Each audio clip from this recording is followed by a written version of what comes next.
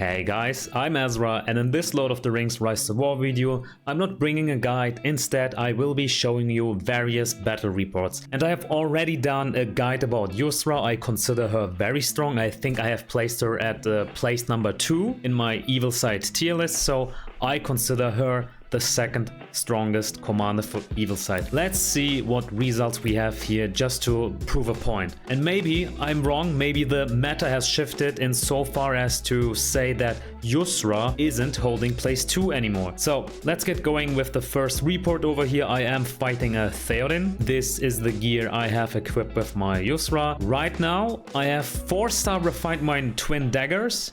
And at the timing when I was doing the commander guide for Yusraa, it was only 3-star refined. So that is an improvement over here. And you see it is a 75% chance to gain follow-up for the first 3 rounds when you are fighting with evil men in your army. You can get stronger, like you can give one more refinement level to this to push the probability of proccing to 90% instead of 75%. But for the time being, this is still very strong and reliable. And then I have the Scout's Mail with Shroud. I should have used Deftness, but I was just too lazy to switch it back to Deftness. Why do I recommend Deftness? Because of, I think it was this skill, Interrogator.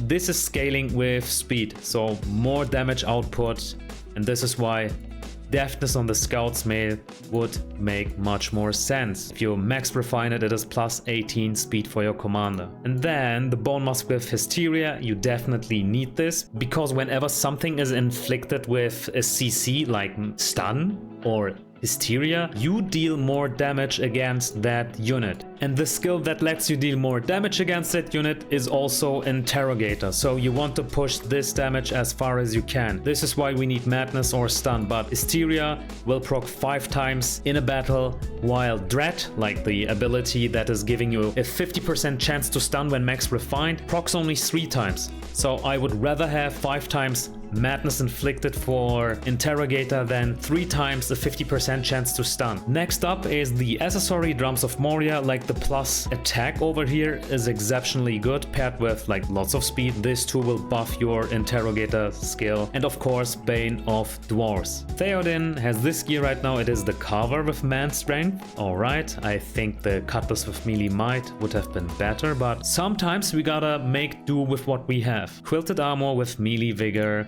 So here I would definitely equip the Scout's Mail and then go with either Deafness or Shroud. And then he is running the Horseman's Helm with Mounted Vigor. I think I would have preferred Resolve, you know, just to be on the safe side against Hysteria. And then Hiflane with Mant, this makes sense.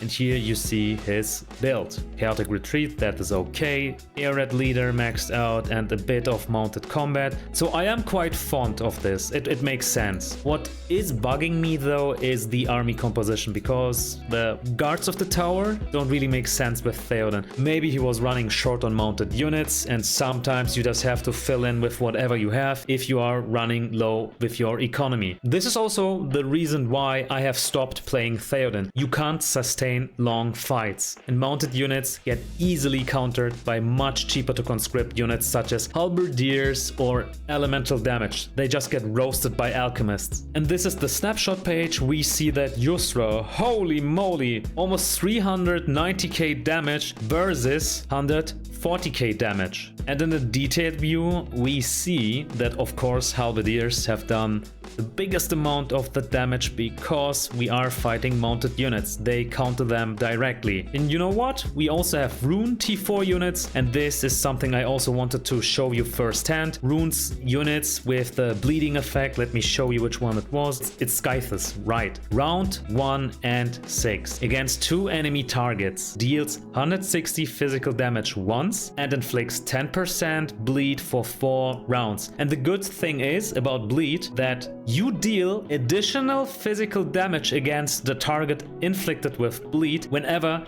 you hit them with your units that deal physical damage. And look at this, we have nothing but physical damage. And the great thing about this is we also get a chance to follow up with the physical damage. So this is why I wanted to try out Chariots with Yusraa. I thought it would make a lot of sense. And here is the result. Now let's see how this continues with more reports. Here we have a King Aragorn. My gear stays the same. Let's check out King Aragorn's gear. He has the battle axe with Flay, and then Hauberk with Shroud, and then Cask of Submerged Isle with Last Resort. Alright, that makes kind of sense, right? Since King Aragorn is good in damage dealing. Hiflane with Bane of Orcs. Now let's look at the snapshot page. 350k damage versus 140k damage. So I would say this is a good report for Yusraa. This is why I like her. And in this case, her Dragoons did a decent amount of damage. But also Yusraa, right? Don't just look at the damage her troops have done, because Yusraa herself has contributed a fair share of damage by herself. Next one is against Gandalf the Grey. My gear stays the same, nothing has changed. We are fighting Gandalf the Grey, and here you see he has the Mirkwood Bow with Pierce, probably to get the highest amount of chance to proc his healing, like the Grey. If he were to use the Carver with Smite, that would be only a 35% chance to follow up with a focus damage dealing attack, but in this case it is 50% with physical damage because of Pierce, but by doing so he has a higher chance to proc Grey. Alright, I see. So this is a self-sustaining Gandalf, and as his chest piece he has a Ranger's Shroud with Contemplate, followed by Trapper's Hood with Hysteria, which makes sense for a ranged build, and also the Wizard's Fireworks with Bane of Mounted Units. So this is a decent Gandalf. His troop composition also makes sense. Now this is the result. We have done 260k damage versus 170k damage, and again, great damage. But what surprises me here is that the T4 units got nuked. Maybe it is because of the axe throwers, since they have a skill called Giant Slayer. Large units receive 50% more damage. And this is the downside, your T4 units can be nuked by the Giant Slayer skill. But anyway, this is a good report, I am okay with it. And in this report we are fighting against Arwen. Now keep in mind that my army at this point wasn't full. Like, I didn't have 3k Halberdiers, I didn't have 1450 Dragoons, and no 64 Chariots. So this is the result we have achieved. Let's check out Arwen's gear. It is a Nolder Sword with Mind Split, a Quilted Armor with Attunement, Trapper's Hood with Hysteria, and a One-Hot Smoking Pipe with Sustain. And look at this, like, there is still lots of room for improvement, so in the future, when she gets her items better refined, she will be a bigger threat than this. I expected my Yusraa to deal much more damage, but maybe we couldn't achieve that because the army was already chipped away a bit. And having a look at the snapshot page, we see we have done 240k damage versus around 140k damage. So we have done 100k more damage, even though we were hit by another army before, and then Arwen followed up on that attack. And in the detailed view, we see her army has done a fair share of damage, while her herself, again, good damage by Yusraa herself. But in this case, the chariots were almost decimated to 0. And in this report, we are fighting against Aragorn. So Aragorn usually tries to deal damage by himself, but in this case, he also has some Vose's Hunters. Okay, that combination is interesting. And nothing has changed, still the same gear. Let's check out what has happened over here. Almost all of my units were wiped out. Wow, this is a big surprise. Only the Dragoons survived. How did this happen? Let's check out Aragorn's gear. Battle Axe with Melee Might,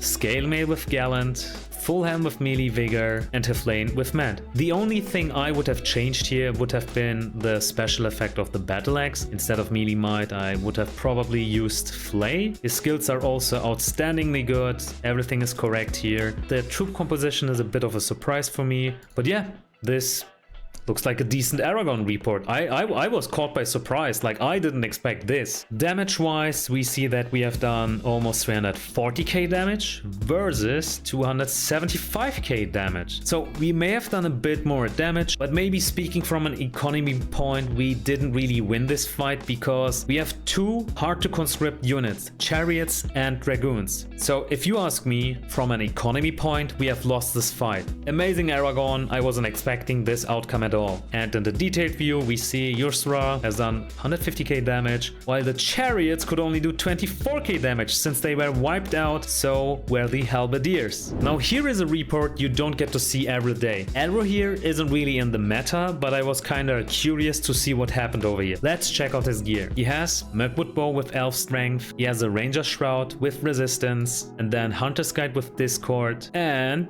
his Respect 10 item, Imladris Quiver. Guys, I can't really say anything about Elrohir yet. I still need to do a deep dive about him and then make a commander guide. And until that point, I can't really judge this. Like, I have no idea if this is good or not. Let me ask you Elrohir players, does this make sense right now? Please let me know in the comments. If we check out the snapshot page, we see that we have done more damage. All right, it's almost 260k damage versus around 200k damage. So I consider this a win. He has 2 hard to conscript units, just like me, but we have done a full wipeout against him. So he definitely needs more resources to recover from this hit.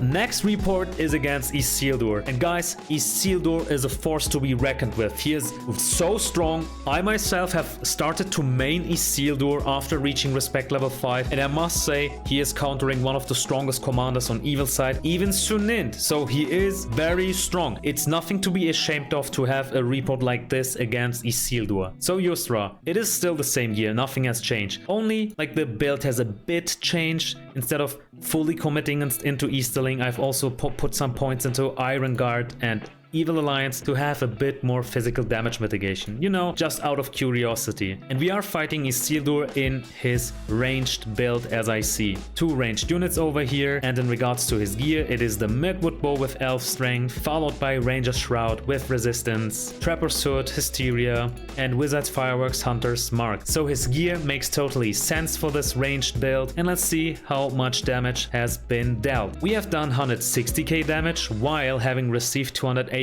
damage. So on this report, we must admit we have lost, but it is what it is. Isildur is very strong in the meta. And then if we look in the detailed view, we see, well, we can't really see anything because our army was destroyed by Isildur. Now here is a report where we are fighting a Faramir with his respect 10 item. Now let's see what he is capable of with that item. He has Dawn with Bane of Soldiers, and then, of course, the respect 10 item, Ithilien Ambush, plus 40% increased damage for Faramir and his allied ranged units for the first 2 rounds, and they get initiative. So this is very bursty. And then followed by Cask of Submerged Isle with Aegis, also Wizard's Fireworks with Mend, and also a decent amount of respect level. Like, this is a strong Faramir. And this is the outcome. We see we have done 300k damage versus around 120k damage. And in the detailed view, we see nothing out of the ordinary. Like, this is pretty much what Yusraa and her army is dealing against the majority of good side commanders. I just wanted to see with my own Yusraa how she is doing with 3 evil man units while having Rhun's T4 units, the Chariots, in her army. So it totally makes sense to go with Rhun because Yusraa can capitalize on the T4 units of Rhun. And I'm still holding Yusraa in high regards. She is still good in the meta. She is fighting well. I don't even have golden gear with her, just her respect 10 item, and the rest, if I improve it, she will get even stronger. But long story short, if you ask me, Yusraa is still worth it. And that being said, guys, I enjoyed this one. It was great. And if you enjoyed this video as well, just like always, let me know by leaving a like and consider subscribing. I see you guys next time.